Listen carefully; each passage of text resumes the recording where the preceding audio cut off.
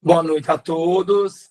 Me apresentar, me chamo Paulo Henrique Novaes, sou professor de língua portuguesa da Escola Técnica Estadual Deputado Afonso Ferraz, aqui em Floresta, Pernambuco, e hoje temos esse momento, né, junto a Leonardo Ferraz Gominho, historiador, bacharel em Direito, presidente da ABRAS, nesta noite, para tratar um pouco sobre questões peculiares ao cemitério São Miguel, nosso cemitério de Floresta, nosso cemitério secular, exaltado por João Cabral de Melo Neto, e é uma ação integrante do projeto Semitur, um projeto que vai tratar da implementação da inteligência artificial no cemitério público São Miguel, aqui de Floresta, um projeto que foi aprovado pela FACEP, né, passou pela Câmara Científica da FACEP, tendo aprovação,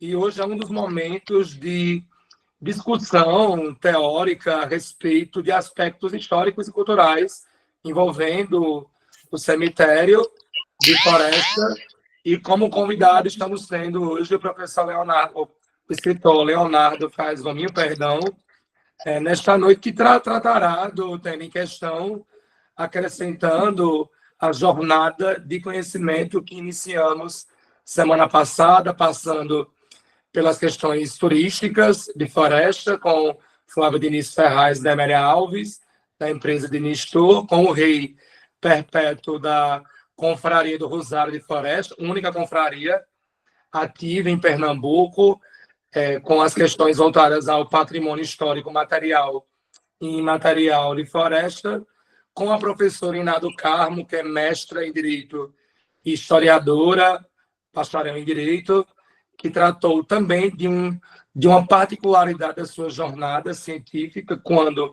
graduanda de História, ela tratou das questões voltadas ao cemitério e aos templos religiosos de Floresta. Sábado, realizamos um tour, um passeio pelo cemitério também sob a curadoria dela. E hoje, finalizando a nossa jornada sobre Floresta, recebemos com muita alegria Leonardo Ferraz Gominho. Muito obrigado. Boa noite a vocês, boa noite, Paulo. Boa noite, confreira Diana Rodrigues. Diana Rodrigues, Paulo e demais de Triunfo, é a guardiã da história de Triunfo, uma jovem de 80, já chegou nos 80 anos, nossa acadêmica da ABRAS. E boa noite também a Luma Holanda, que acaba de entrar também. Luma é nordestina, nascida em Serra Talhada, criada em Paulo Afonso, residente em João Pessoa, a senhora do Nordeste. Né? Para mim, Paulo, é um prazer muito grande estar aqui em Maceió, mas com o coração aí juntinho de vocês em Floresta. É um prazer bastante grande estar aqui. Bom, vamos lá. O assunto, como eu dizia ontem na reunião que tivemos na Academia Brasileira de Estudos do Sertão Nordestino, é um tanto inusitado falar sobre cemitério, falar sobre o cemitério de Floresta. Bastante inusitado. Ninguém nunca tinha me convidado para uma coisa parecida. Mas vamos lá. Primeiramente, eu acho que é importante dizer que cemitério é muito mais do que um local onde são sepultados os mortos. Por sinal, até os vivos. E nós temos, em Floresta, um fato como esse. Não sei se vocês sabem, em Floresta já foi enterrado uma pessoa viva. Foi enterrada uma pessoa viva. Cemitérios, em geral, são verdadeiros museus a céu aberto. Eles contam pequenas ou grandes histórias. Histórias até mesmo de civilizações. Os cemitérios estão impregnados de crenças, de arte, de pequenos detalhes. Cada túmulo, cada lápide, cada mausoléu, cada símbolo esculpido carrega consigo não apenas uma história individual, carrega os valores e tradições de uma época. Na humanidade, me parece evidente que nem sempre existiu cemitério. Ou seja, cemitério como local específico para enterros comunitários. Enterros em locais específicos. Bom, algumas necrópolis são bastante conhecidas. Uma delas é a Çatalhöyük, se é assim que se pronuncia, que fica na Turquia, datada lá para o ano 7000 a.C. Essa Çatalhöyük é considerada uma das primeiras cidades do mundo onde os mortos eram enterrados sob as casas, mantendo os falecidos ou os restos deles próximos à família. Veja, enterrados sob as casas onde viviam as famílias. Não se tratava, portanto, de cemitério. Era um costume, era uma tradição. Não eram espaços exclusivos para os mortos. Não era propriamente cemitério como hoje a gente conhece.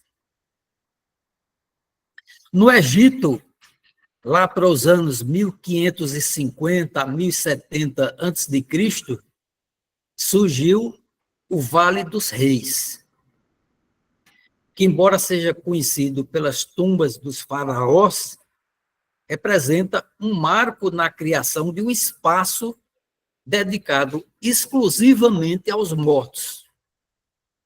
Tinham uma elaborada arquitetura funerária, mas não eram propriamente espaços públicos. Não eram ainda os cemitérios como a gente conhece. Disse que foram os gregos quem estabeleceram o conceito de cemitério como espaço público, como foi o caso do famoso cerâmico de Atenas, surgido lá pelo século XII a.C. O cerâmico de Atenas é um distrito histórico de Atenas, onde se situavam oficinas de ceramistas e que se tornou a maior necrópole da Grécia, que combinava a função religiosa e cívica. Passando para os romanos, foram eles que desenvolveram as catacumbas. E o que eram essas catacumbas dos romanos? Eram redes subterrâneas de túneis e câmaras mortuárias que se estendem por quilômetros. Em túneis, são famosas as catacumbas visitáveis de Paris, que é o maior ossuário subterrâneo do mundo. Também a de Rabat, em Malta, com as catacumbas de São Paulo, e Roma, onde foram usados para enterrar pagãos, judeus e os cristãos primitivos. Há registros de cemitérios organizados bem antigos. A gente pode destacar os seguintes: o cemitério de Gross-Freudenwald, no estado de Brandenburg, na Alemanha. Esse cemitério tem aproximadamente 8.500 anos. É considerado o cemitério organizado mais antigo já descoberto e contém mais de 300 sepulturas do período Mesolítico. O período Mesolítico, ele vai do ano 10.000 ao ano 6.000 a.C. Nós temos um outro cemitério muito famoso, que é o do Monte das Oliveiras, em Jerusalém. Esse cemitério de Jerusalém, do Monte das Oliveiras, ele é usado continuamente, ainda hoje, mas é usado há mais de 3.000 anos. E é o cemitério judeu mais antigo e sagrado do mundo.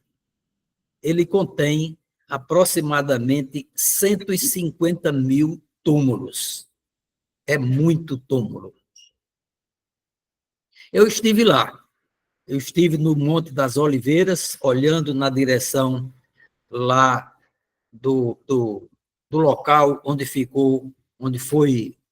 havia o templo, e de lá a gente vê esse cemitério. Interessante é que lá nos túmulos não se vê vasos com flores, não se vê flor. Em cima dos túmulos, o que a gente vê são pequenas pedras. Foi somente quando eu estive em Israel, olhando aquele cemitério, foi quando eu vim a saber que essas pedras, pequenas pedras depositadas sobre os túmulos judeus, simbolizam o respeito e a memória duradoura do falecido. Eles entendem que as pedras são eternas, ao contrário das flores que murcham. É uma prática que é mencionada, inclusive, no Talmud, que é um dos livros básicos da religião judaica, e que contém a lei oral, a doutrina, a moral e as tradições dos judeus. Ela visa manter a alma do falecido ligada ao local do sepultamento e servindo como um sinal, aquelas pedras, de que um amigo, de que um familiar visitou e cuidou da tumba. E também para evitar a profanação daquele túmulo. É um costume judeu.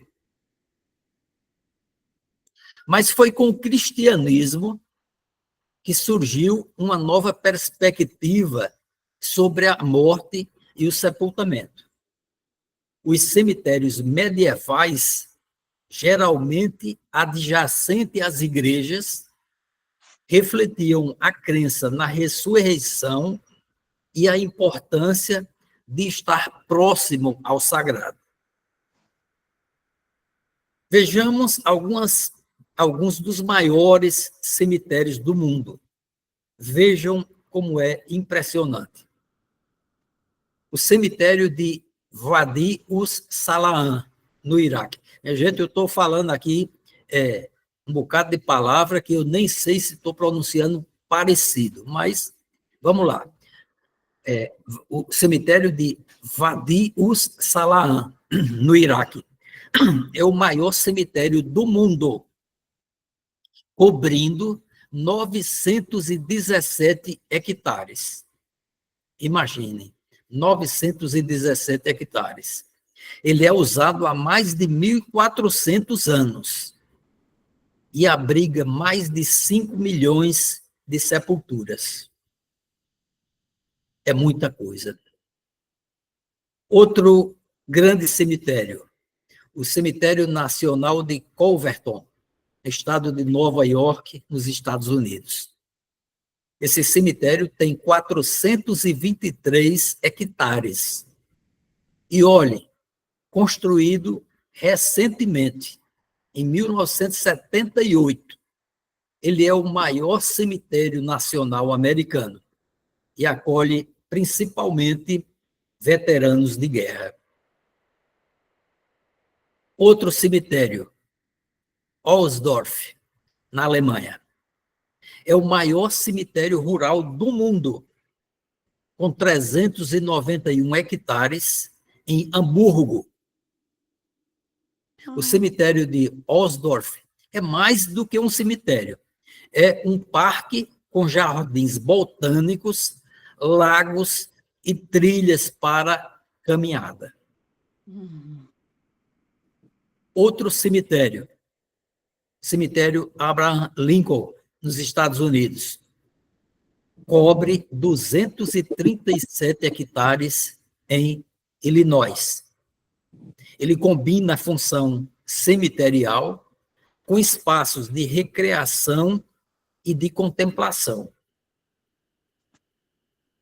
E quais seriam os cemitérios mais visitados do mundo? Disse que o primeiro deles, o mais visitado, é o cemitério de Père-Lachaise, em Paris. Ele é frequentemente considerado o cemitério mais visitado do mundo.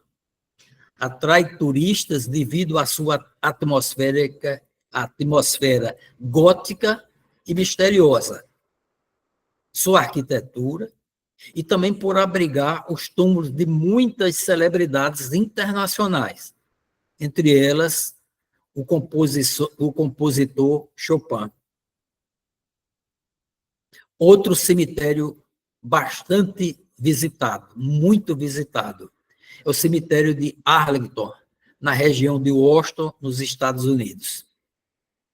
É o cemitério militar nacional que recebe mais de 4 milhões de visitantes por ano. Ele é muito conhecido pelo túmulo do soldado desconhecido e por abrigar veteranos americanos. Eu estive lá, inclusive, visitando o túmulo, 2 túmulos que me interessavam ver. Um era o do ex-presidente John Kennedy. E o outro era do ator norte-americano Audie Murphy, que foi veterano da Segunda Guerra Mundial, foi ator e, nos meus tempos de menino, assistia muitos filmes de cowboy estrelado por ele.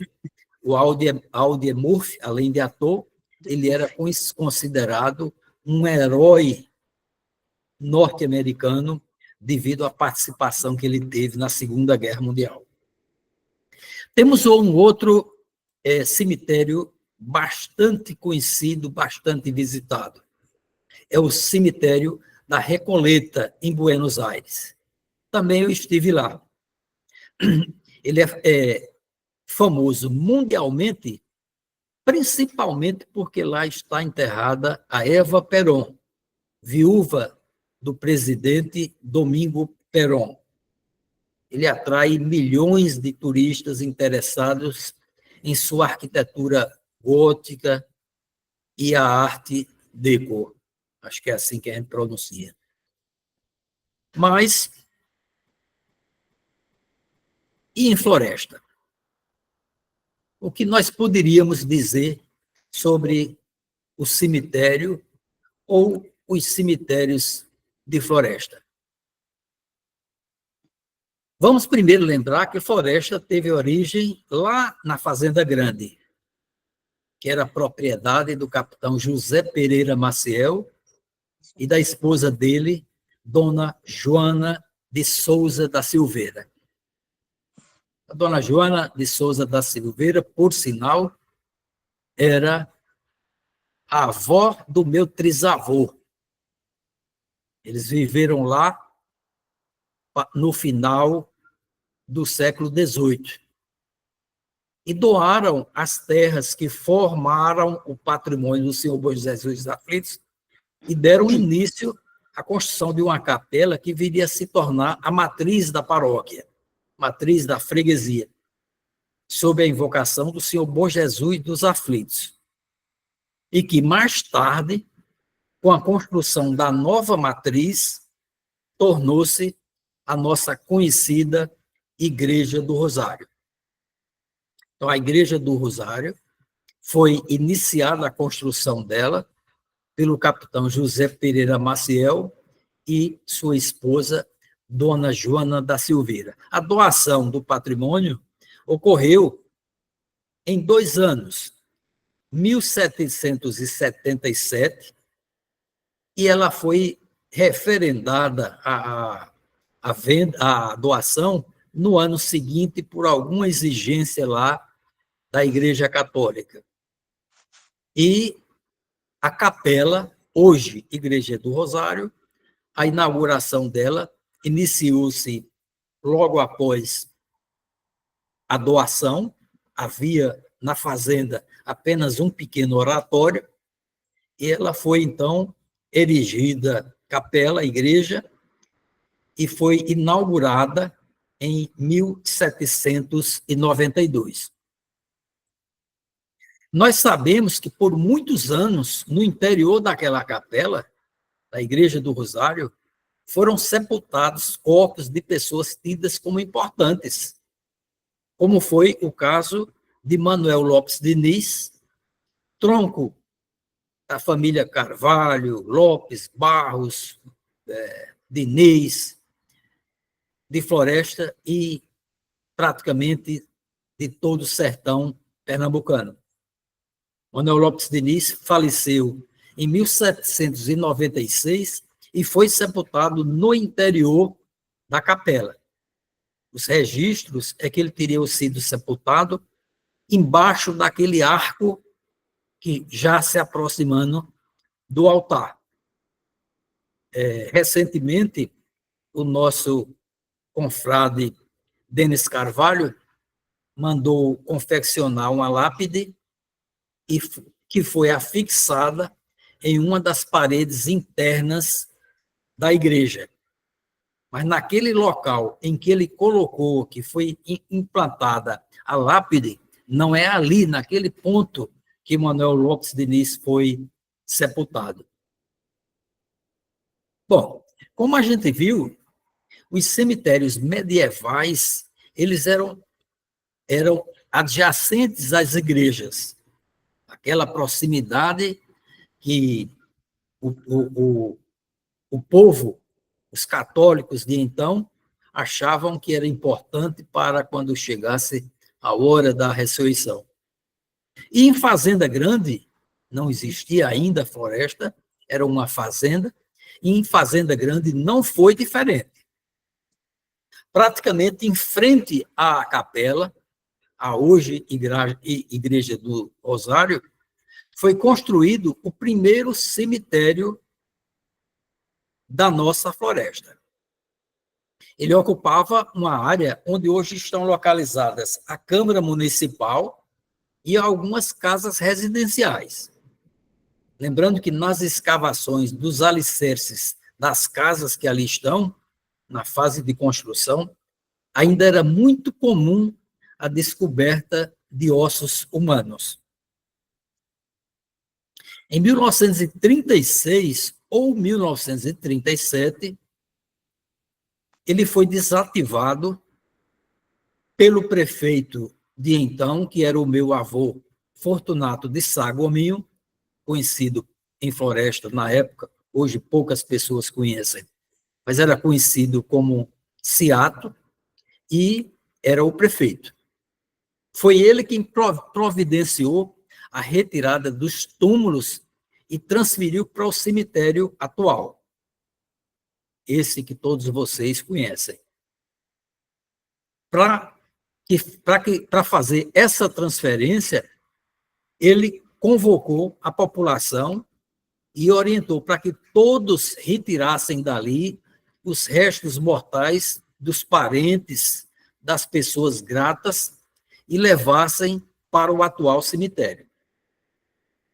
Depois de certo tempo, ele então mandou transportar para um carneiro que ele mandou construir lá no atual cemitério, e para lá foram levadas as ossadas dos cadáveres não identificados e que ainda jaziam no primeiro cemitério. Esse foi, então, o começo e o fim do primeiro cemitério de Floresta. Bom, havia esse cemitério, de certa forma, um cemitério pequeno, praticamente em frente à igreja do Rosário. Mas a povoação de Fazenda Grande crescia. Na primeira metade do século XIX, do século passado, século passado, não, do século XIX é o século atrasado, 1800 e alguma coisa. Na segunda metade, 1850 para frente, foram se construindo novas casas, e isso registrou o historiador Pereira da Costa. As construções foram aumentando de um e outro lado da capela. E por iniciativa do capitão Francisco Alves de Carvalho, era um grande líder da família Carvalho, ainda na primeira metade do século XIX, do 1800, na primeira metade, foi iniciada a construção de um cemitério público que ficava ao lado da atual catedral. Ele ocupava aquela área onde hoje está o Espaço Bom Jesus, que eu não me lembro se é Espaço, qualquer coisa Bom Jesus, mas acho que é Espaço. E a antiga casa paroquial, que funciona ainda ali, alguma coisa da igreja. Era naquele local ali, entrando, inclusive, na rua, naquela rua entre o Espaço Bom Jesus e a igreja. Entrava naquela área ali. E durante a construção da atual catedral, muitos ossos humanos e algumas joias foram descobertas durante a escavação dos alicerces da nova catedral. Em 1967, eu tinha 13 anos de idade. E me lembro como hoje. Eu passava ali naquela região onde eles estavam cavando os alicerces da nova catedral, do lado daquela parede, do lado do Espaço Bom Jesus. E quando eu fui passando ali, estava aquele corre-corre, aquela zoada, que eu fui me inteirar do que estava acontecendo. O que ocorreu foi o seguinte: uma das pessoas que estavam cavando bateu numa espécie de túmulo, e quando ele meteu a ferramenta, o camarada ou a mulher, ou quem estava enterrado lá, foi sepultado com algumas joias. O camarada, então, pegou aquelas joias e correu, abandonou o emprego e foi embora levando aquelas joias. Não me esqueço até hoje. Bom, eu não tenho conhecimento de quando se iniciou ali, nesse segundo cemitério, os sepultamentos. Mas sei que ele foi demolido em 1910 ou 1911, provavelmente 1910, para dar lugar à residência do bispo Dom Augusto Álvaro da Silva, primeiro bispo de Floresta, que chegou na nossa cidade em 1911. Lembrando que Floresta foi sede do primeiro bispado de todo o interior nordestino, Dom Augusto Álvaro da Silva. Foi o nosso primeiro bispo, depois ele foi para o município de Barra, na Bahia, de lá foi para Salvador e veio a se tornar o primeiro cardeal do Brasil. do Brasil. Posteriormente, foi substituído, entrou Dom José de Oliveira Lopes, que passou pouco tempo, transferiu o Colégio de Floresta, Colégio Diocesano, transferiu para Triunfo, como a nossa confreira Diana bem sabe, e o Bispado de Floresta terminou indo para Pesqueira e só foi reativado lá em 1964. Bom, em 1877, vamos lembrar que foi um ano de uma seca terrível, 1877. Naquele ano, há um registro na Câmara Municipal de Floresta de que foi enviado ao presidente da província, do estado, vamos dizer assim, naquela época não era estado, era província. Foi mandado ao presidente da província um ofício fazendo ver a necessidade de se construir o cemitério. Pedir a vinda de um missionário para acabamento da nova matriz, essa que foi demolida e no lugar dela foi construída a hoje catedral, e que esse missionário deveria vir também para a construção do cemitério.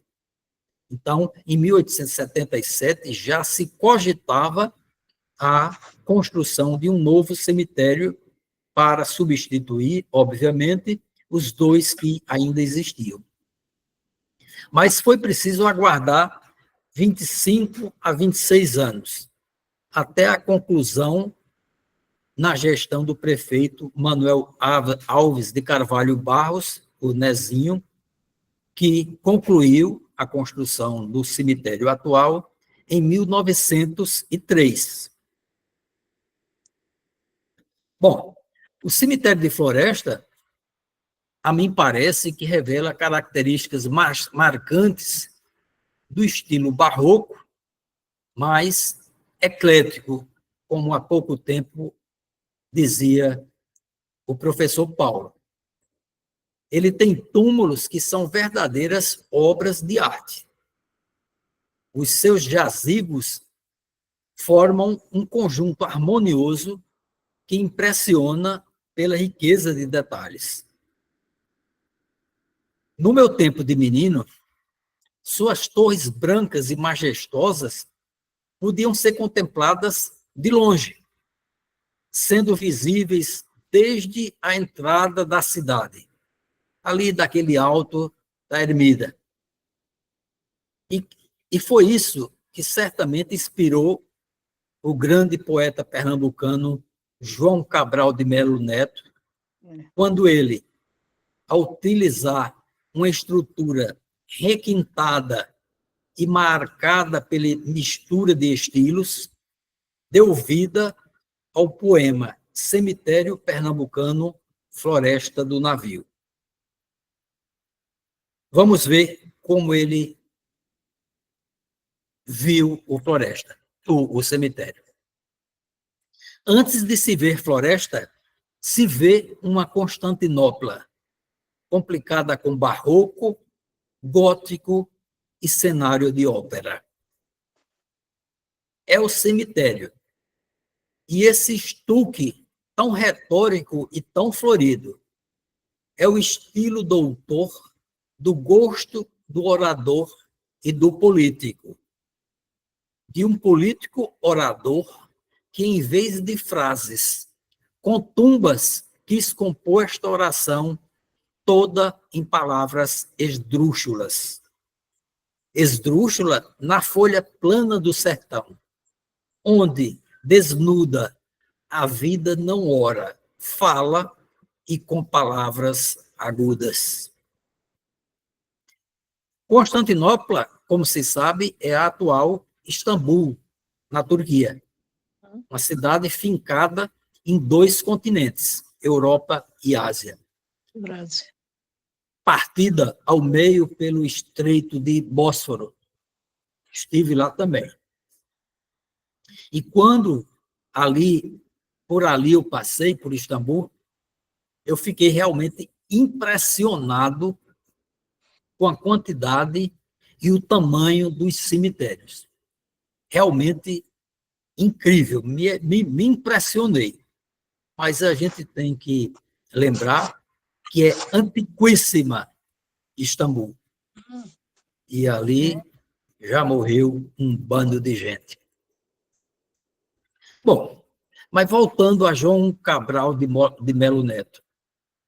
Ao nos debruçarmos sobre esse poema que eu li há pouco, me parece forçoso perceber que ele desenvolve uma reflexão sobre contrastes culturais e estéticos, qual seja, o artificialismo rebuscado, representado pelo cemitério ornamentado, versus a autenticidade simples da vida sertaneja.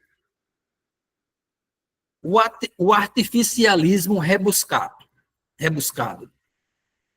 Ele diz, e esse estuque tão retórico e tão florido é o estilo doutor do gosto do orador e do político. De um político orador que, em vez de frases contumbas, quis compor esta oração toda em palavras esdrúxulas. E vem a autenticidade simples da vida sertaneja. Esdrúxula na folha plana do sertão, onde desnuda, a vida não ora, fala, e com palavras agudas. Não me parece haver dúvida de que há no poema uma crítica implícita ao discurso pomposo e vazio do político orador, em oposição à fala direta e verdadeira. A vida não ora, fala, e com palavras agudas. Melo Neto condena o excesso ornamental, a pompa vazia e a artificialidade da arquitetura daquele cemitério, contrapondo-a à autenticidade e simplicidade da vida sertaneja. Há que se pensar. O poema, entretanto, ele não visa afastar a importância do cemitério de Floresta. Me parece que é o contrário. Ele nos convida a valorizar a simplicidade autêntica em detrimento da pompa vazia. Bom, entretanto, adentrando no cemitério São Miguel, podemos facilmente perceber que a maioria dos túmulos são bastante comuns, longe do estilo doutor, do gosto do orador e do político. Algumas sepulturas sequer podemos ver, como a do maestro João Paulino. João Paulino, aquele que, sob a regência do maestro Carlos Gomes, foi um dos músicos que executaram o Guarani ao tempo em que o grande compositor visitou o Recife em 1880. João Paulino faleceu em 1915 e foi enterrado em cova rasa, como ele próprio pediu, sem epitáfio a marcar a sua cova. Nós não sabemos onde ele foi sepultado. Adentrando mais um pouco, nós vemos uma catacumba simples que abriga os restos mortais dos oficiais que foram mortos no confronto ocorrido no 3º Batalhão da Força Pública, o nosso batalhão, chamado Batalhão, na Revolução de 1930. Capitão João Luiz de Carvalho e Tenente José Coutinho da Costa Pereira. O túmulo está lá. Quem sabe onde ele está. Mas ali não há sequer os nomes dos 2 oficiais. Esse contraste faz do cemitério São Miguel um importante patrimônio cultural de Floresta. Ele é, sem dúvida, João, um dos pontos turísticos da cidade. Diana, Luma, ele é repositório da memória coletiva local. Suas sepulturas contam a história das famílias da região ao longo de mais de um século. É espaço onde a história, a arquitetura, a poesia e o amor se encontram. Infelizmente, alguns dos belíssimos túmulos já não existem. Foram substituídos, como é o caso daquele que se situava naquela avenida principal do cemitério, lado direito de quem entra, e que abrigava os restos mortais do capitão Antônio Davi Gomes Novaes, primeiro vice-prefeito de Floresta, e de descendentes dele, como o major João Novaes, ex-prefeito de Floresta. Não resistiu ao tempo. Desabou, salvo engano, numa noite de chuva. Um dos túmulos que possivelmente podiam ser vistos da entrada da cidade, avistados pelo poeta João Cabral de Melo Neto, é o túmulo de Antônia Rita Ferraz. Ele foi construído exclusivamente para ela. Naquele túmulo, uma só lápide, a dela. Antônia Rita Ferraz era uma preta que, desde muito cedo, ajudou meus bisavós Manuel Rufino de Souza Ferraz, Nequinho, e sua mulher, minha bisavó Garida, a cuidar dos filhos. O casal tratava Antônia Rita como filha. Em fevereiro de 1945, ela viajava para Recife com Nequinho, Garida e um filho do casal, o doutor Anselmo Ferraz, autor do hino à Floresta. Na estrada entre Floresta e Serra Talhada, ocorreu um acidente automobilístico. Faleceram Antônia Rita e meu bisavô Nequinho. Antônia Rita sempre dizia que só queria viver enquanto Nequinho vivesse. Morreram praticamente na mesma hora. A família do meu bisavô cuidou para que tivesse um grande túmulo, para que jamais fosse esquecida. O túmulo está lá ainda hoje. Uma única lápide, um túmulo grande. Antônia Rita Ferraz. Muitas vezes eu fico a imaginar como é que foram definidos os locais de cada túmulo do cemitério São Miguel.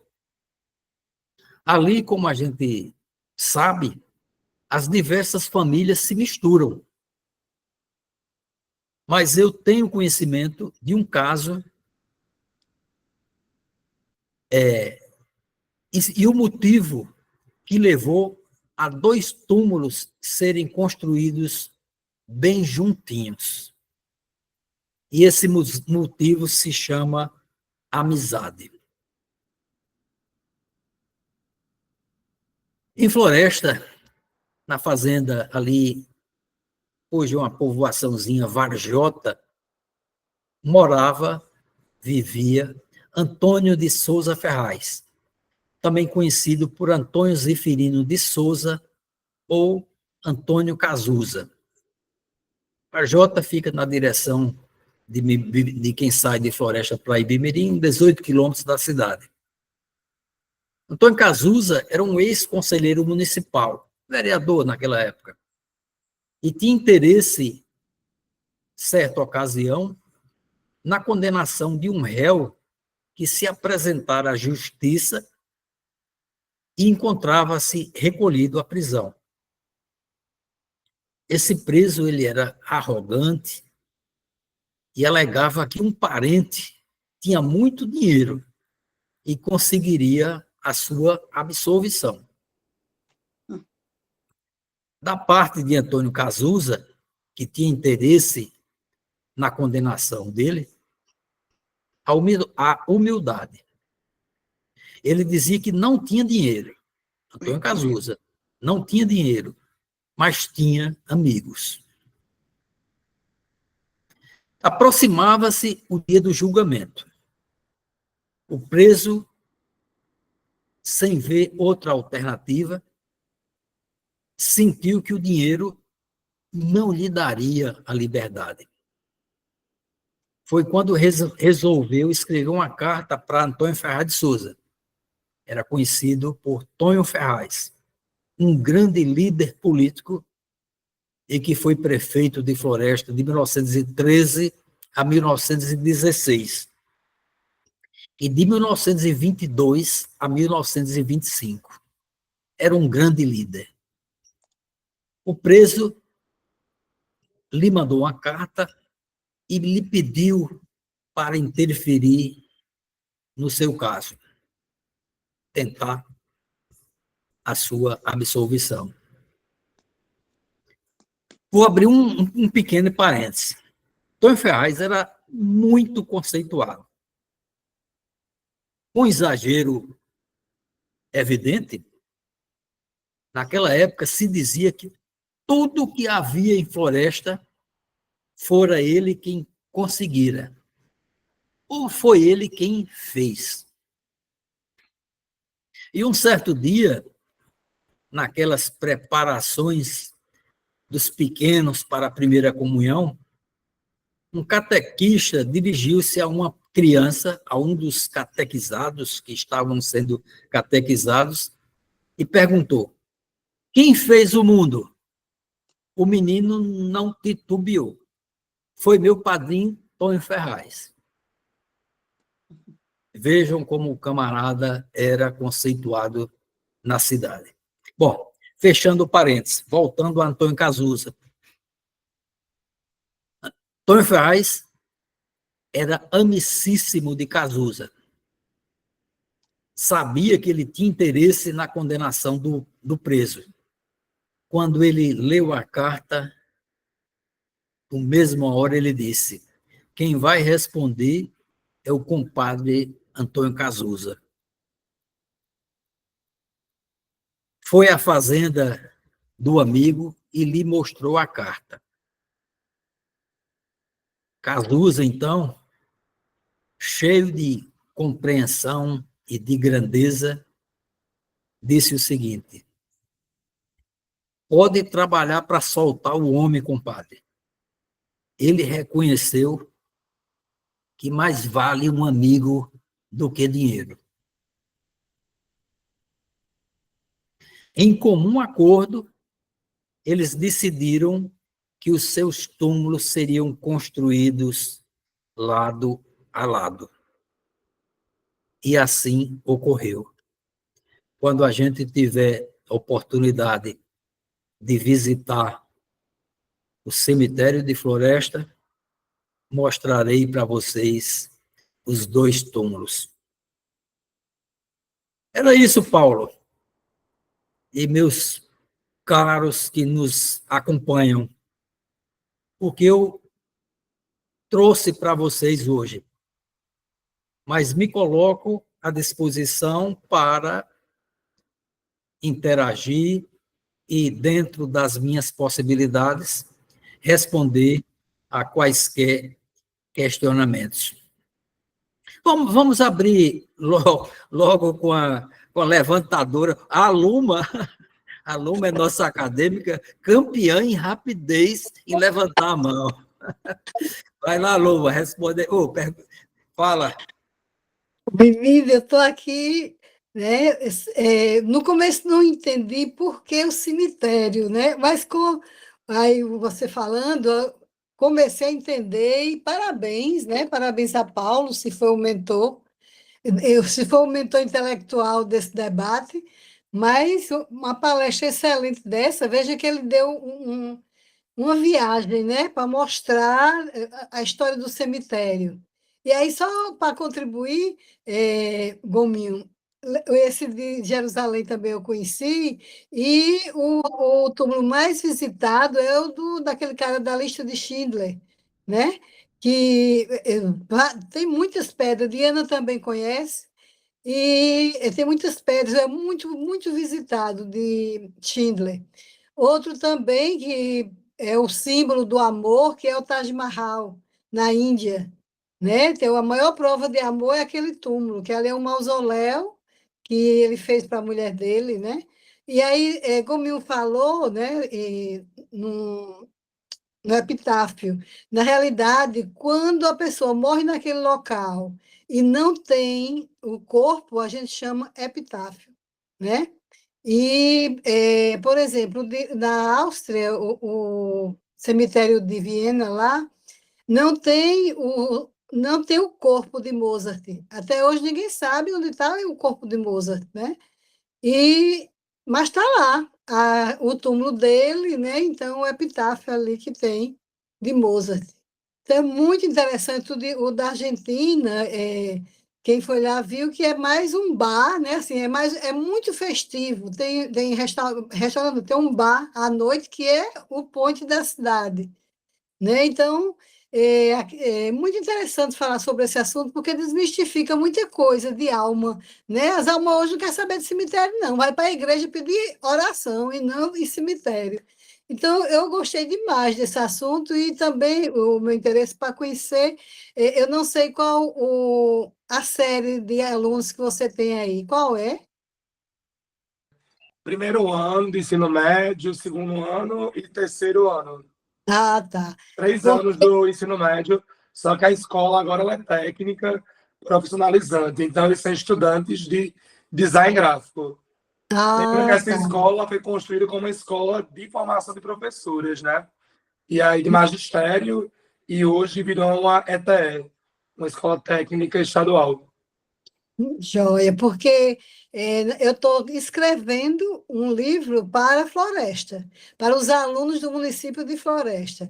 Esse livro é um paradidático, né, que, na realidade, já me pediram desde o começo do ano e agora que eu estou terminando, né? E uma das obras mais usadas por mim é aí de Leonardo, né, que tem, eu estou com 4 livros dele, que é a fonte mais completa que eu achei até agora.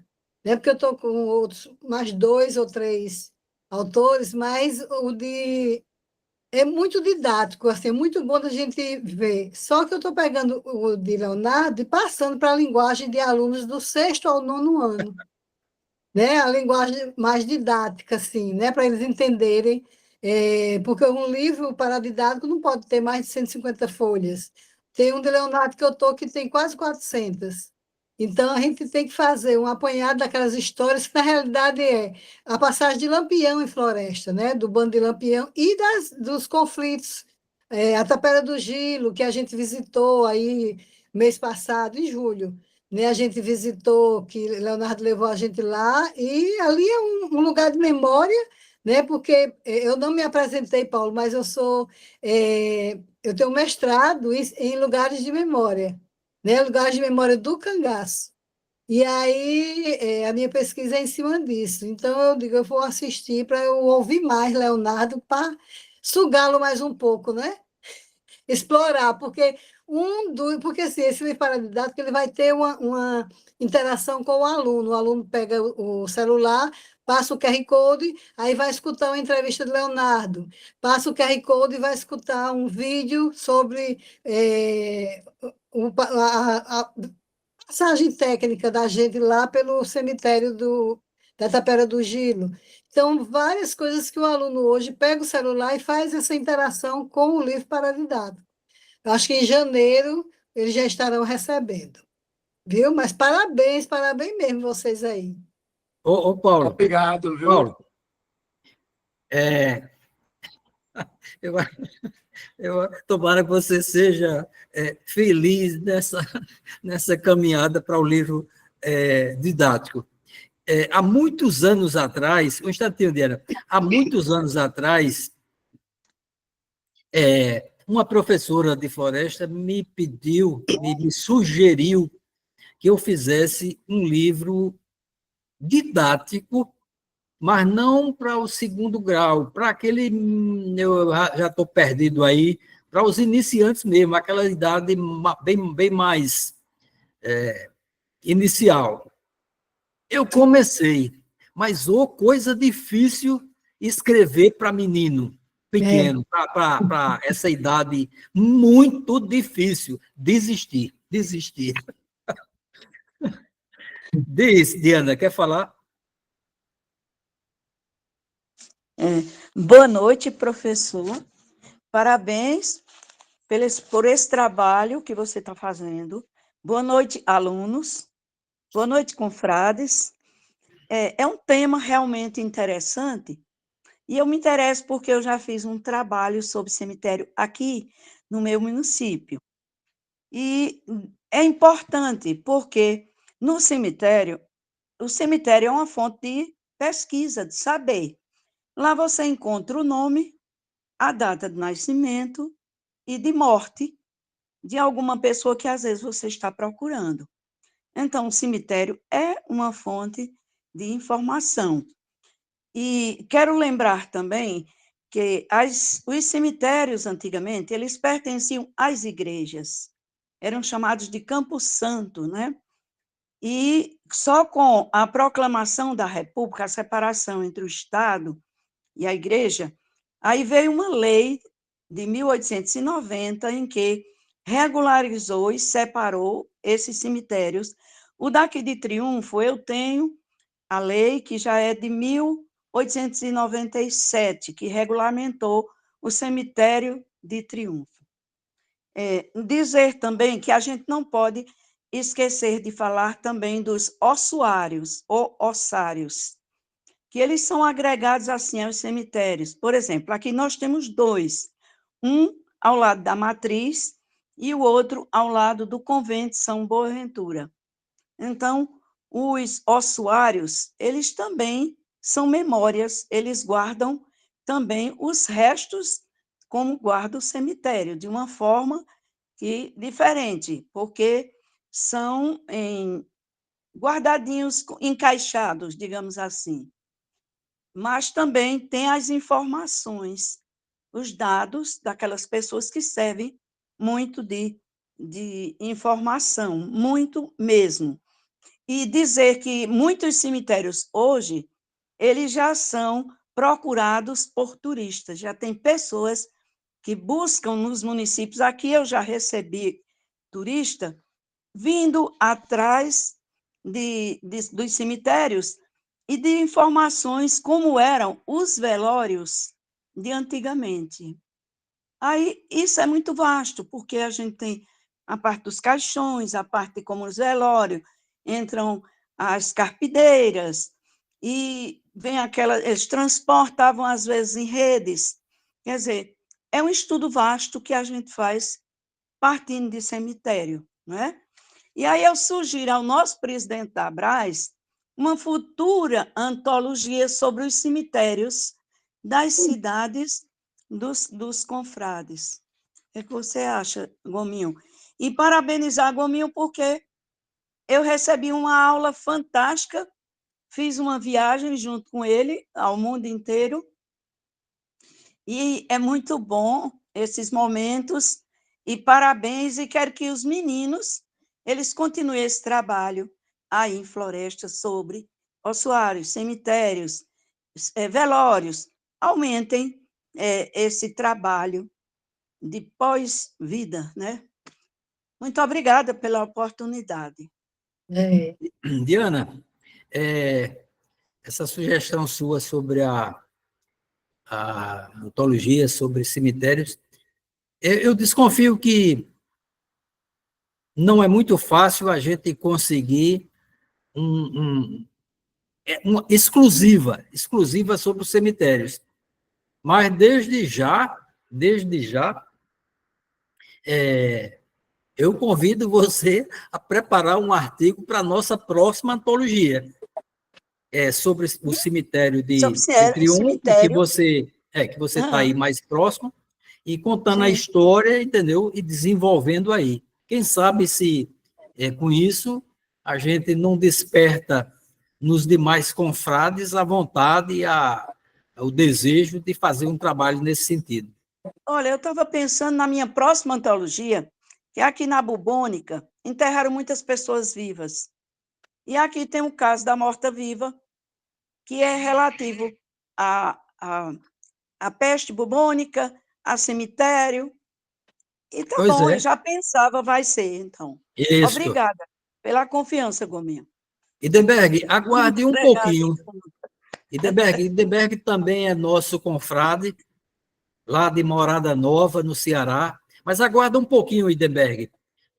Ô Paulo, está aberta a palavra para os alunos. Uhum. Idenberg, segure aí um pouquinho. Vamos ver se algum dos alunos quer fazer alguma pergunta. É só abrir O microfone. o microfone e tem um localzinho aí que eu não sei se todo celular tem aí onde uma mãozinha que você bate e pede para falar. Se eu não me engano, Pode. a Ananda levantou, não foi a Ananda? Ananda? Oi, sim, Paulinho. Pronto, pode falar, Amanda. Pode abrir a câmera, se de preferência. O Ananda foi? Ananda.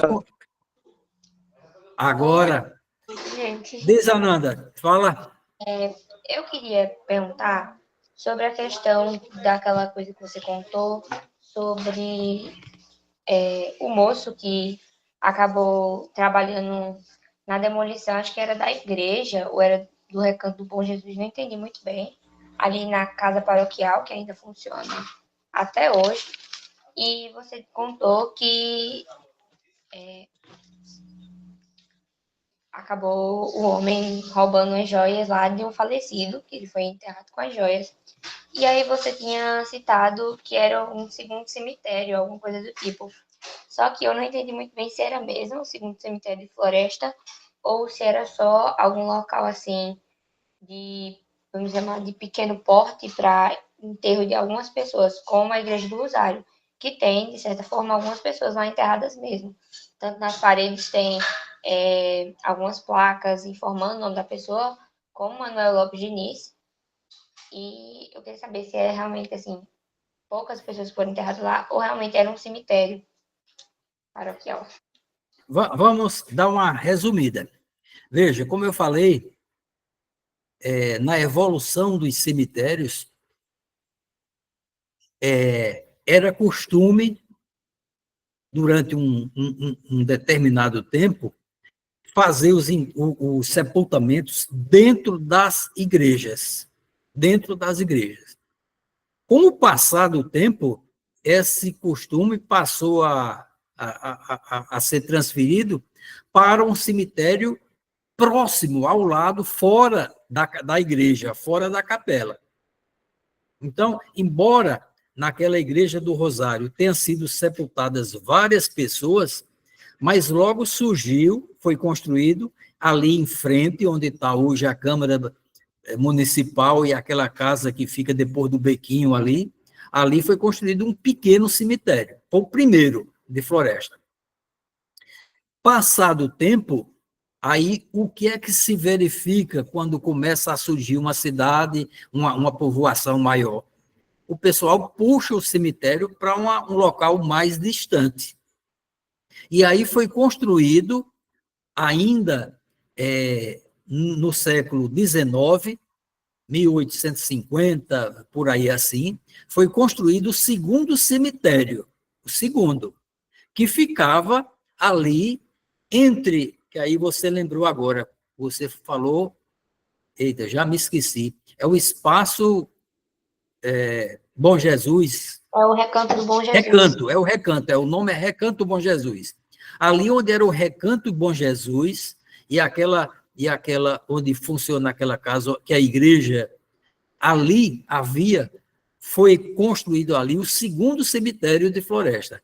Ele avançava por aquela rua até tocar, pelo menos, na parede da catedral que hoje está lá. Entendeu? E quando eu falei que a história do camarada pegar as joias e correr, é que eles estavam cavando o alicerce da parede da catedral hoje. Do lado, quem olha para a catedral, aquela parede do lado do Bom Jesus, do Recanto.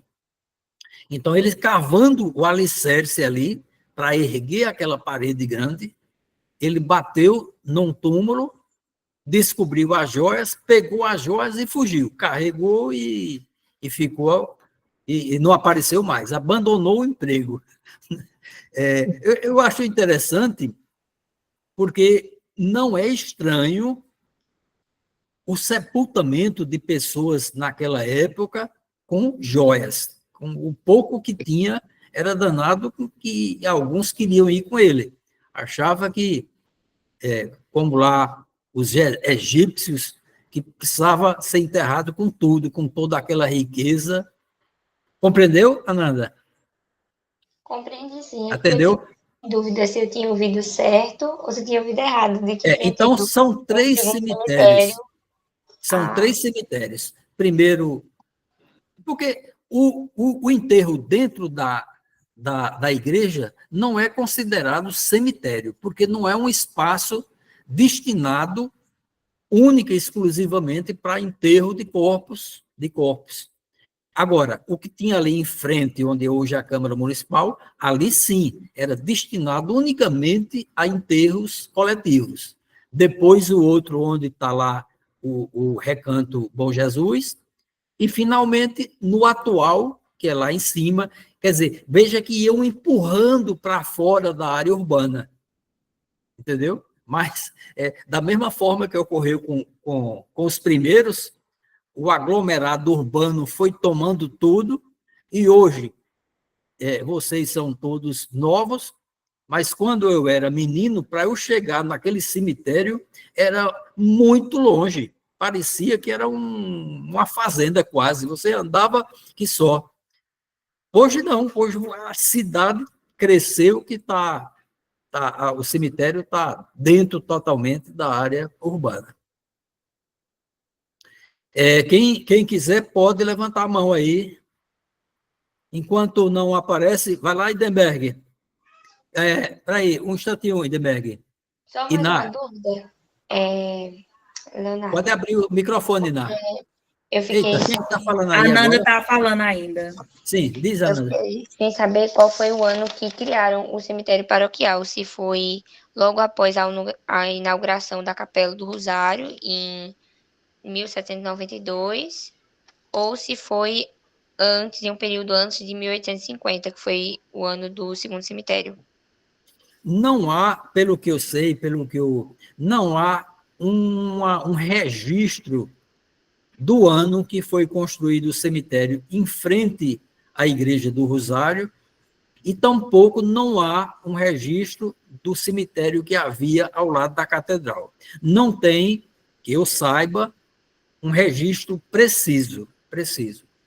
Mas aquele que havia em frente à Igreja do Rosário, ele é praticamente contemporâneo, me parece, assim, só deduzindo.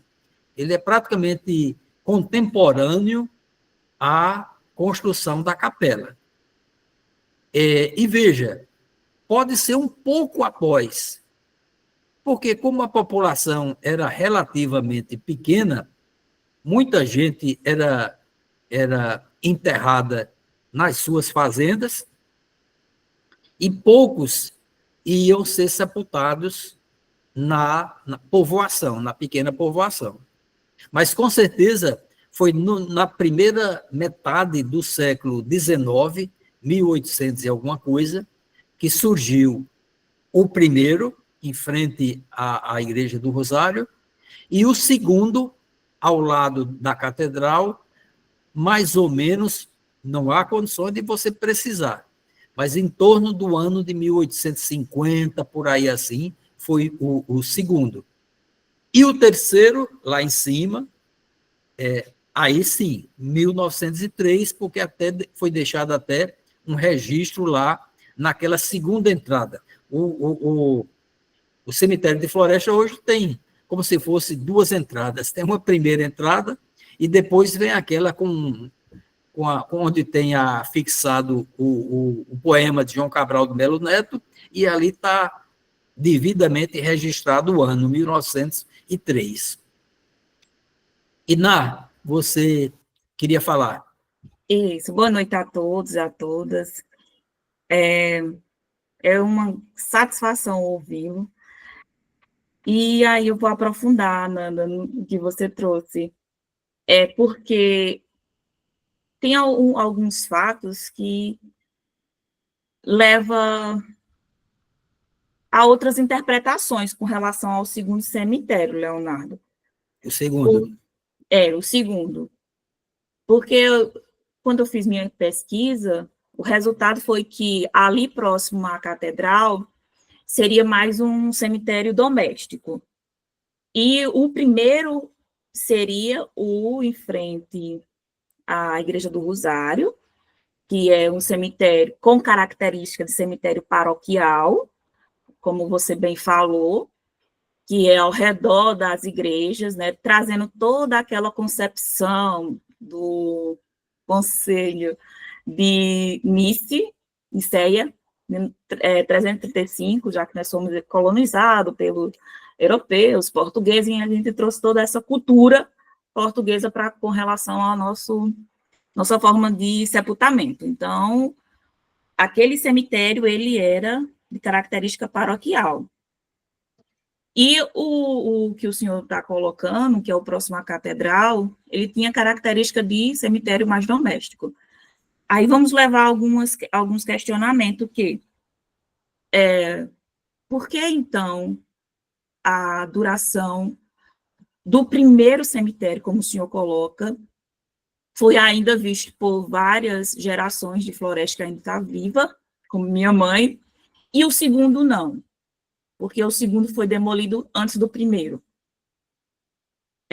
O segundo que o senhor coloca é próximo à catedral, e o primeiro é em frente à Igreja do Rosário. Aí nós temos um sepultamento, como o senhor bem colocou, que foi proposto pelo... Eu nem coloquei para os estudantes. Pelo prefeito Fortunato Gominho, não foi assim que o senhor colocou, que foi a transferência, e aí ele propôs aos familiares fazer essa transferência, e uma prova que nós temos que houve realmente essa transferência são os restos de Dona Josefa, do seu esposo Cantarelli. Então, Dona Josefa foi sepultada em 1866. Pela cronologia do senhor, ela deveria ter sido sepultada no segundo cemitério, que era próximo à catedral. No entanto, a transferência foi do primeiro. Por isso que na minha pesquisa eu coloco o cemitério próximo à catedral como um cemitério doméstico, contemporâneo ao primeiro cemitério oficial, que é o em frente à Igreja do Rosário, e o segundo cemitério de Floresta vai ser de 1903, que como o senhor bem colocou, finalizado no governo de Nezinho, porque em 1877 já tinha sido autorizada a construção desse novo cemitério. Nós temos até corte de jornais da época, né, falando sobre essa questão da autorização para o novo cemitério da Vila Floresta, só que ainda não tinha começado a construção, 1877. Então, é isso que Ananda, era isso que você estava querendo falar? O que a gente conversou é que do cemitério paroquial, até a Diana trouxe isso, do cemitério paroquial, após a República, veio essa nova concepção de cemitério, que é o cemitério público, e ele precisava ser na extremidade da cidade, para a questão também de saúde pública. E isso é uma ideia trazida pelos europeus, principalmente os parisienses.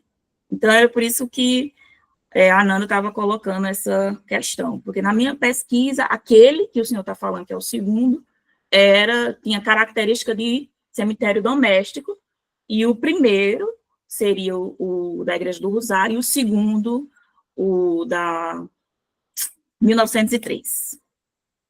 Ô, Ina, o que é que você entende como cemitério doméstico? É porque Característica... ali seria mais os familiares que eram enterrados daquela família, e não toda a população, como acontecia no cemitério paroquial em frente à matriz Bom Jesus dos Aflitos, e hoje é conhecida como a Igrejinha do Rosário. Não era para toda a população, não. Bom, não é fácil... Não, porque a gente não tem registro. Sem registro, a gente tirar a dúvida. Mas eu asseguro o seguinte, os 2 primeiros cemitérios, eles chegaram a ser concomitantes. Isso, contemporâneo, concordo com o senhor. Contemporâneos. Isso. Na minha concepção, o primeiro, não tenho dúvida, foi em frente à Igreja do Rosário. Concordo com o senhor ali eram também. sepultados. Isso. Não tenho dúvida alguma que havia ali, ao lado da catedral, um cemitério. Concordo com o senhor. E eu digo isso pelo seguinte, porque meu avô, ele nasceu no ano de 1900. Meu avô, Fortunato de Sá Gominho, nasceu no ano de 1900.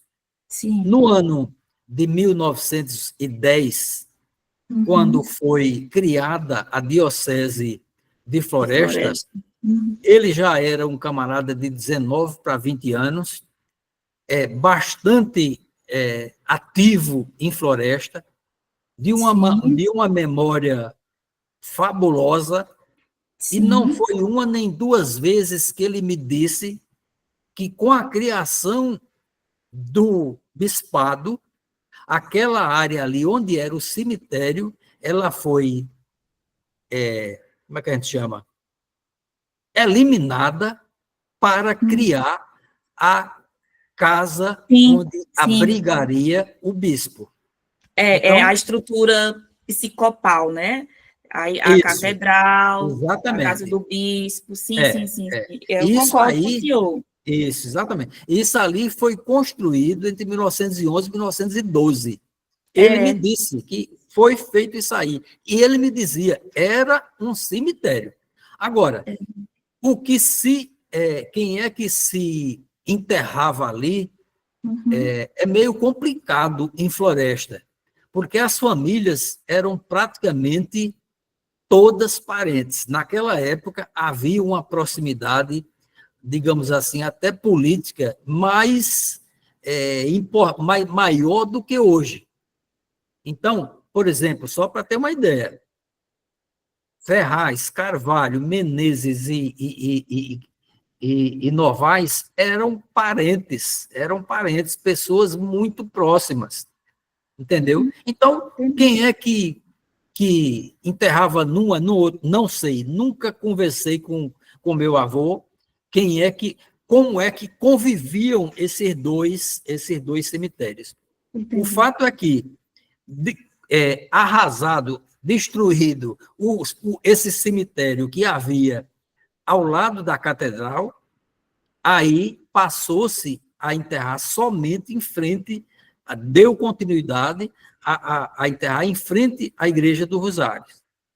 Com a construção lá do outro, em 1903, ele ainda perdurou ali mais 100 novos enterros. Durante, de 1903 a 1936, no mínimo aí 33 anos sem enterrar ninguém mais ali. Novos sepultamentos lá em cima.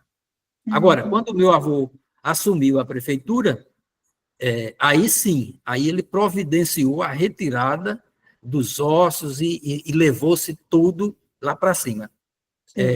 A gente não sabe, inclusive, o Cantarelli, se originalmente em qual foi enterrado. Pode ter sido num ou no outro. Mas a tendência era que tenha sido no primeiro, em frente. Porque se ele estava enterrado lá no outro e foi... não, mas mesmo assim, se ele estava enterrado no primeiro e foi destruído em 1911, por aí, ou 12, já existia o terceiro cemitério, como a gente está falando. Então, como não existe registros, aí complica. Mas, na minha lógica, é essa. Primeiro foi ali próximo à igreja, porque você imagine que naquela época, ali era uma fazenda praticamente só, com uma capela. Não, Depois não, é que aquilo ali não começa. tem dúvida, não. Oi? Nessa parte aí não tem dúvida, não. Com certeza Isso. foi a da igreja. Seguindo E toda essa questão tradicional. E que foram contemporâneos também, não há dúvida. Eles, durante um certo tempo, foram sepultados nos dois. Mais alguém? Mais algum aluno? Idenberg, vá você aí puxando. Idenberg? Isso. Boa noite a todos. Parabéns aí ao presidente Leonardo Gominho pela explanação, também à equipe do colégio que trouxe um tema desse tão interessante. Eu vou ser franco, eu nunca pensei na minha vida que ia tratar sobre essa questão, discutir sobre essa questão sobre cemitério, mas é uma situação bastante instigante, sem dúvida nenhuma, né? Só para acrescentar que também as pirâmides do Egito, que muitos consideram apenas como túmulos, algumas delas também são consideradas cemitérios, tanto que serviu para sepultar o corpos também dos descendentes dos faraós e algumas até dos próprios construtores dessas pirâmides. Então, na verdade, não são apenas túmulos dos faraós, alguns também funcionam como cemitérios, embora de forma mais restrita, né? E a gente deve também, já que nós estamos tratando nessa questão, de relembrar o nome de dois nordestinos que construíram alguns cemitérios também aqui na passagem deles, né? No caso, o padre Biapina, né, Diana? E assim também como Antônio Conselheiro, né? Que fizeram muito esse trabalho de criar esse cemitério, de facilitar esse sepultamento das pessoas. É interessante também a gente observar que alguns cemitérios, alguns são muito visitados por algumas pessoas, principalmente para que essas pessoas conheçam os túmulos dos seus ídolos ou de pessoas que tiveram grande relevância social. Ou seja, acabaram virando, na verdade, atração turística, né? Eu me lembro que, por exemplo, o túmulo do Paulo Sérgio é muito visitado, o túmulo do Michael Jackson é visitado demais, e muitos outros artistas que realmente fizeram o seu nome na sua passagem. Agora, é interessante também, já que está falando sobre essa questão, a gente relembrar o cemitério de São Sebastião, em Mossoró, do Rio Grande do Norte, né? Onde está depositados os restos mortais do Rodolfo, do prefeito, que encabeçou a resistência, e do Jararaca, né? E que o do Jararaca, embora seja um túmulo mais simples, é muito mais visitado do que o Cangaceiro Jararaca. É muito mais visitado, eu tive lá também, do que o túmulo do próprio prefeito da época, né? Que, na verdade, talvez seja até uma inversão de valores, e alguns cultuam o Jararaca, inclusive, até como santo, né? Para encerrar essa minha participação, aqui em Morada Nova existem dois cemitérios. E tem um cemitério que é muito mais conhecido, porque as pessoas chamam, não, é o cemitério do Bar das Almas, porque lá tem um bar onde funciona diuturnamente, muito mais à noite. E a vantagem é que as pessoas não saem logo de lá, porque muitas vezes elas não sabem se está bêbada ou se está apenas vendo almas, né? É o que eles dizem aqui, viu? É só isso e obrigado. Valeu, Edeberg. Eu acho que alguns de vocês conhecem a Penha, pertinho de Carnalbeira. A Penha é bastante antiga ali, e lá ocorre uma coisa, eu acho que parecida com o que houve em Floresta. Tem a igreja e bem juntinho o cemitério. Né? Tá lá ainda hoje, o pessoal ainda enterra a gente ali bem juntinho da igreja. Pessoal, continua aí à disposição. Quem quiser se pronunciar.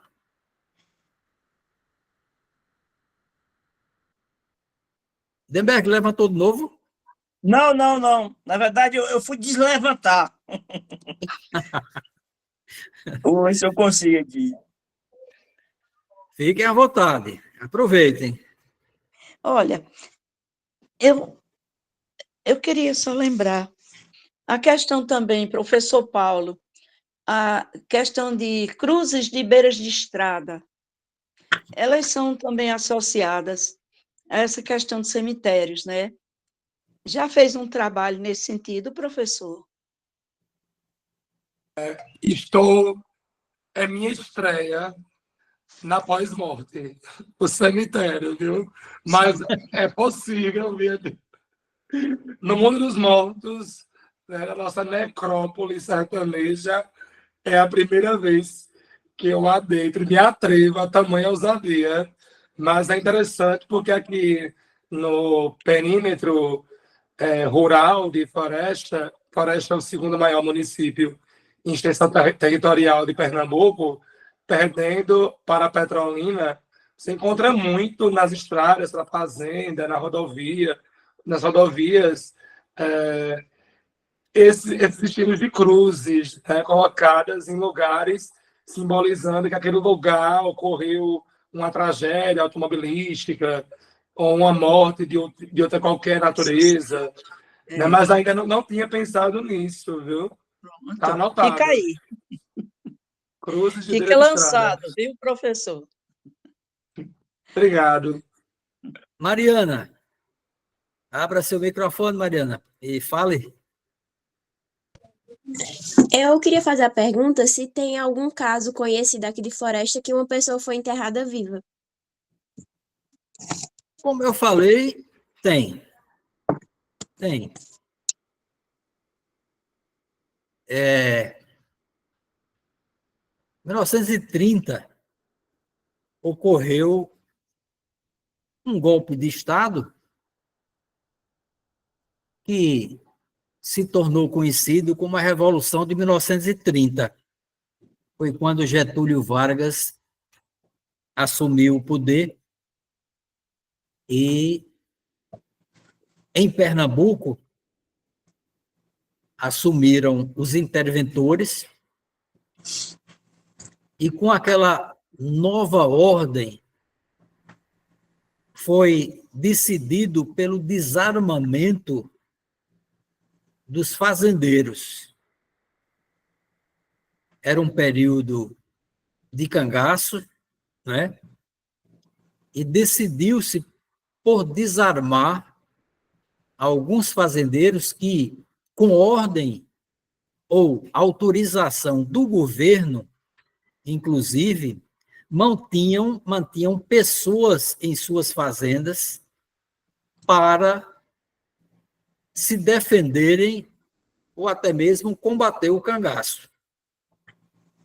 Isso ocorria, por exemplo, na fazenda Curral Novo, no Riacho do Navio, onde residia Ildefonso Ferraz.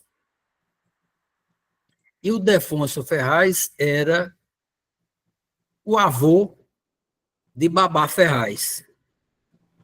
Faleceu já há algum tempo, mas Babá, todos vocês sabem, é o pai de Fabrício Ferraz, deputado, e de Favinho, vocês sabem também.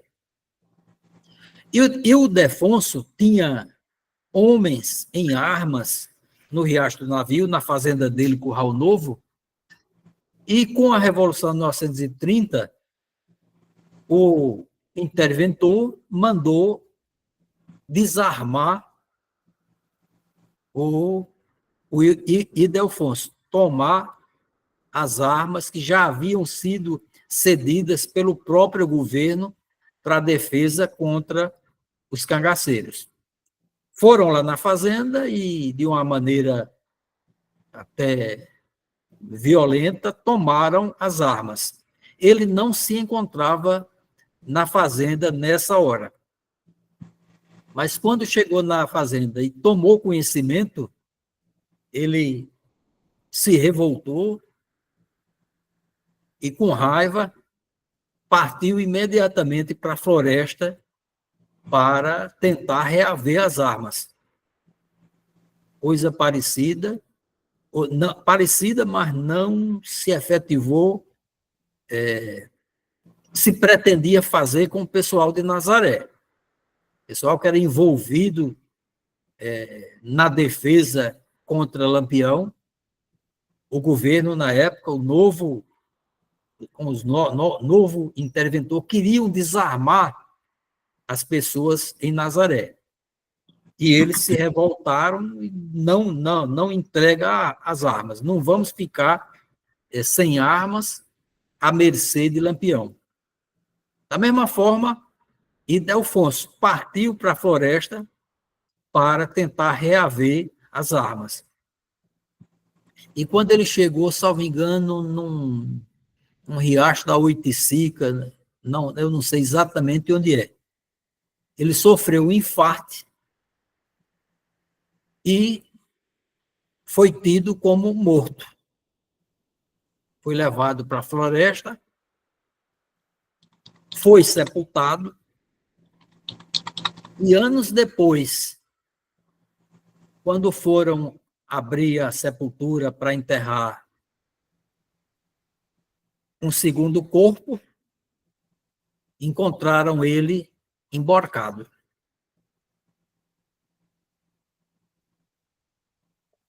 É o caso que eu sei ocorrido em Floresta. Se ele estava emborcado, ele não tinha morrido. Alguma coisa aconteceu com ele que realmente... Mas não é um caso único, né? Que acolá a gente toma conhecimento de que coisa parecida aconteceu por aí. Mas no caso dele não foi proposital. Houve realmente um descuido, uma falha, e morreu dessa forma um grande líder de Floresta. Tinha outra pessoa que tinha levantado a mão, era a Nanda de novo? Primeiro foi Paulinho, antes de mim. Oi? Tinha outra pessoa, salve. Maria. Não, Nanda, Mariana pode fala ir. agora.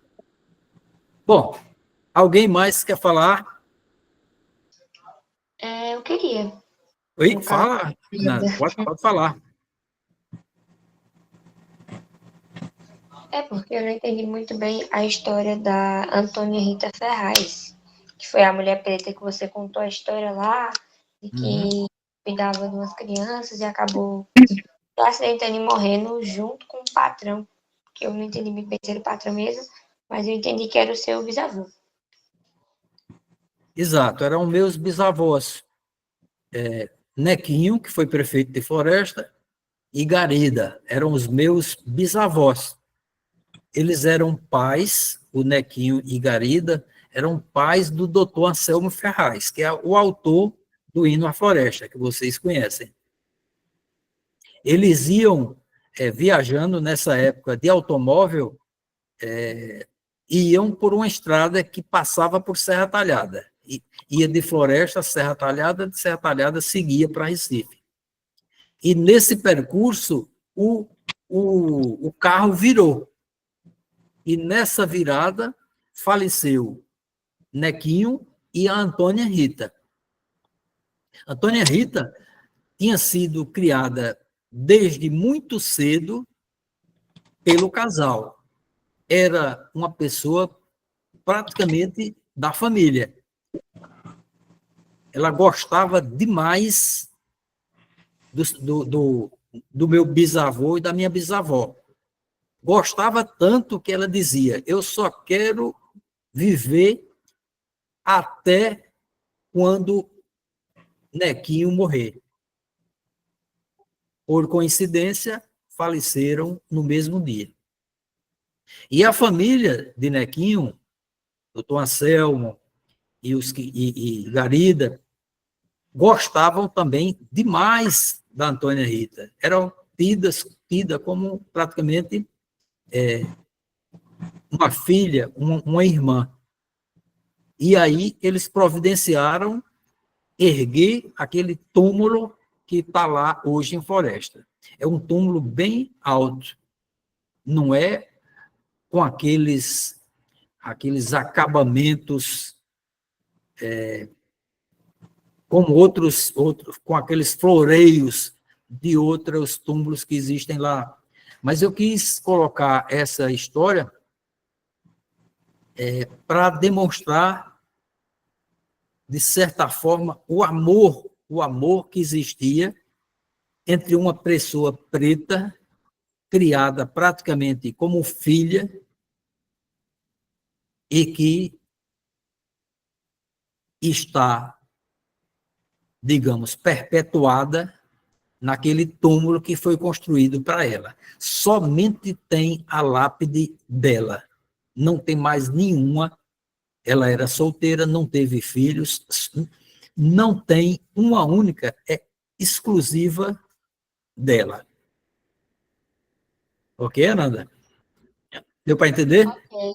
Muito obrigada, Leonardo. Agora sim, eu Nada. compreendi. Mais alguém? Paulo? Professor, estou chamando o Leonardo de professor, mas é uma aula mesmo, não deixa de ser. Leonardo, acho que pelo adiantado da hora, particularmente, eu percebo que está todo mundo assim, encantado com a qualidade da exposição feita por ti nesta noite. Não tenho nem palavras para agradecer, mas só para situar a Diana, Luma e Denberg, né, que são os confrades da Abraz. Eu sou Paulo Henrique Novaes, tenho um mestrado concentrado em Educação, Culturas e Identidades pela Federal Rural de Pernambuco, em Recife, junto à Fundage, que está ligada ao MEC, lá do DERB, né, do DERB em Recife. Finalizei tem um ano. E eu pesquisei jovens, mas recentemente eu tenho mergulhado por muitas questões de floresta. Ganhei, em 2024, o prêmio Nair Teodósio de Estudo de Gênero, né, de Estudo de Gênero, com a primeira missa da vaqueira de floresta. Quebramos a hegemonia masculina e trouxemos a figura de Sonia de Vaqueira como um exemplo de mulher apagada historicamente, invisibilizada, mas que é uma grande mestra da cultura vaqueira, que denomina assim, uma cultura vaqueira, literalmente. E agora, embarcando com a questão do necroturismo, eu desenvolvi um projeto de extensão, competi em um edital da FACEP, aqui em Pernambuco, que é a Fundação de Amparo à Ciência e Tecnologia do Estado, e fomos agraciados com um projeto que disponibiliza 10 bolsas, e que esse projeto tinha que dialogar com a tecnologia do futuro. Então, a nossa proposta é impulsionar o turismo cemiterial de floresta a partir do uso da inteligência artificial. O objetivo é criar roteiros turísticos que você utilize apenas a câmera do celular, lendo QR Codes e disparando curiosidades numa tecnologia mais intuitiva, conhecendo as questões arquitetônicas, figuras importantes, questões e fatos históricos que estão ali presentes. Então, hoje a gente está encerrando um curso de formação em turismo para entrar agora nas questões voltadas à tecnologia. Por isso que é meio estranho, né, uma escola de ensino médio tecnológico e profissional estar trabalhando com cemitério, mas não é Halloween, viu? Não é Halloween, não é folclore, é história de floresta que a gente preza muito, bate palmas, e a ideia é propagar aquilo que está nas fontes orais ou que está nos registros históricos, mas grande parte da população desconhece. Maravilha, Paula. Bom, mais alguém? Não, né? Então, acho que a gente pode encerrar, né? Dá para a gente...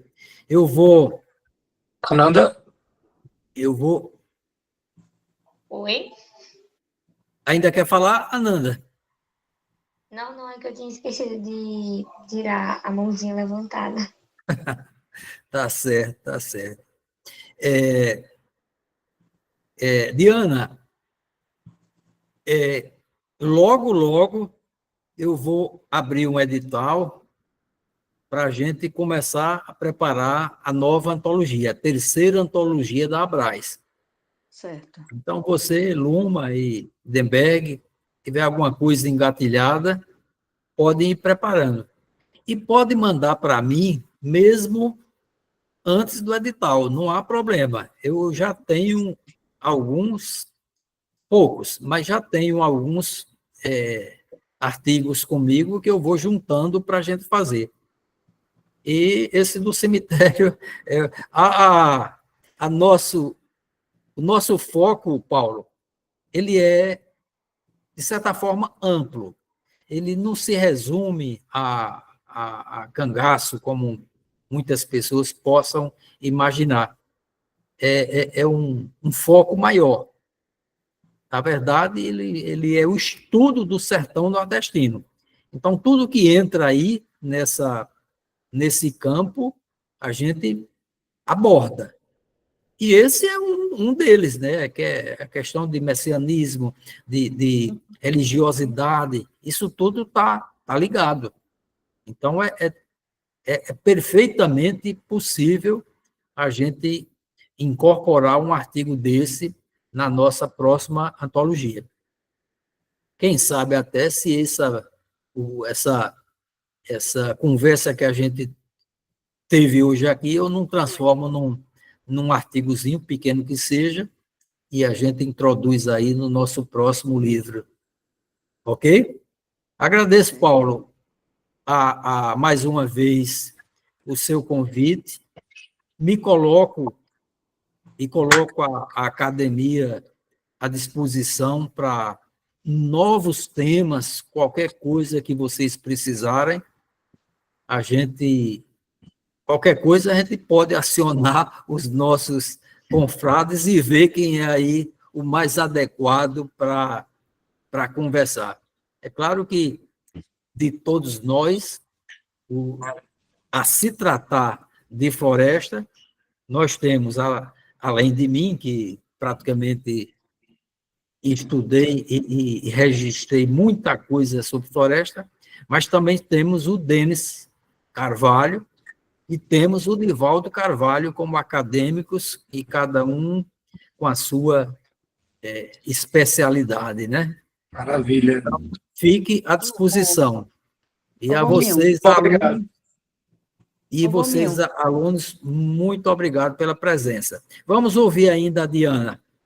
Assim, Paulo falou que está fazendo um trabalho sobre turismo, não é, Paulo? Isso, Floresta, isso, não é? isso. Porque, assim, como Triunfo é um município turístico, e eu iniciei o turismo aqui, eu também me coloco à sua disposição. Ah, que maravilha. Então, a gente ter conversar um pouco, porque, como diz a história, eu comecei do zero com o Triunfo, foi difícil. Mas não bote essa palavra difícil na frente, não, porque eu estive em Floresta há pouco tempo. Floresta tem riquezas. Eu cheguei lá, encontrei já a parte da gastronomia com licores, uma maravilha. O casario de vocês, as histórias, as visitações que nós fizemos aos lugares de memória relativo ao cangaço. Vocês têm os nazarenos, que foram os maiores lutadores contra o Lampião e que fizeram história. Então, para vocês já têm um caminho aberto para o turismo. Mas eu me coloco à disposição, no dia que você quiser vir a Triunfo, então eu mostrarei a você os museus, porque um museu, nós temos hoje 5, 6 museus, e ainda queremos fundar mais, guardar mais a memória. Então, eu me coloco à sua disposição, e essa turma, um dia vem dar triunfo, quem sabe se você não vem, me coloco também à disposição para uma palestra, alguma coisa com vocês, viu? Vão cobrar, viu? Obrigado. De nada. Paulo, Obrigado. a Diana e a Luma estiveram com a gente em julho, agora em Floresta. O Idenberg esteve com a gente em janeiro de 2024. Os três conhecem Floresta. Nesse último evento que a gente fez em Floresta, a gente pensou em fazer uma visita ao cemitério, mas terminou a gente deixando para uma outra ocasião, para não ficar tão cansativo o evento. A gente precisa ter uma certa dosar, né, para não ficar muito cansativo. E, além do mais, deixar alguma coisa boa para o próximo, né, para a gente não esgotar numa visita só e fazer com que todos voltem mais adiante. Idenberg, quer mais alguma coisa? Não, né?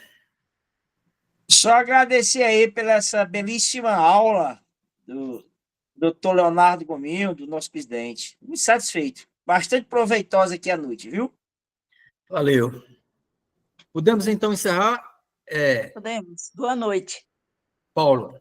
Podemos. Quero agradecer mais uma vez a ETE, deputada Afonso Ferraz, completa neste ano, dia 15 de outubro, 70 anos de fundação, com grandes desafios, uma geração diferente, muito conectada, e aí a gente precisa andar junto dessas demandas para não poder ficar para trás, né? Então, vamos unir o histórico com o tecnológico, com o futuro, para contar o passado e o presente, que é isso que importa. Então, o sentimento de hoje é de muita gratidão, é um agradecimento que eu externo aqui em nome dos estudantes da nossa escola por essa aula magnífica. Foi esplêndida, bravíssimo, Leonardo. Muito obrigado. Paulo, eu iniciei minha vida estudantil acho que na época era escola rural, sei lá como é que era, nem me lembro.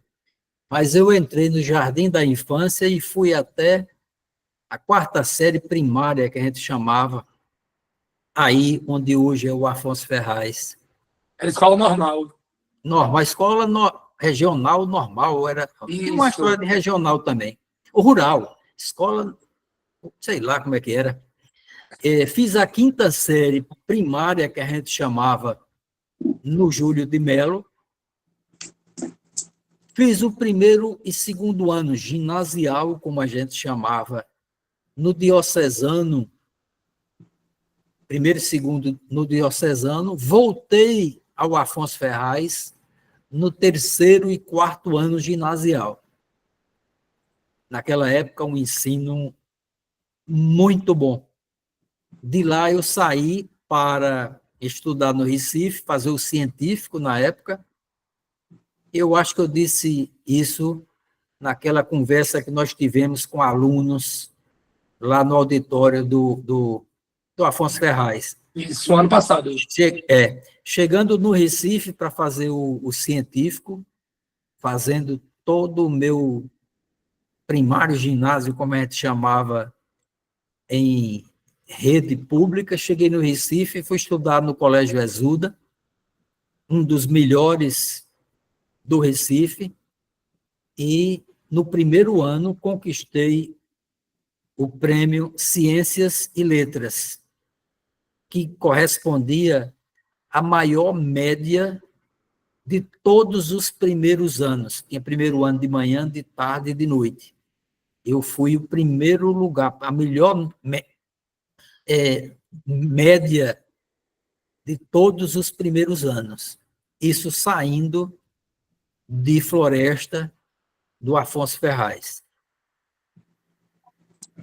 Essa é a nossa história, Paulo. Agradeço a todos vocês e colocamos-nos sempre à disposição. Obrigado. Uma boa noite. Boa Boa noite. noite.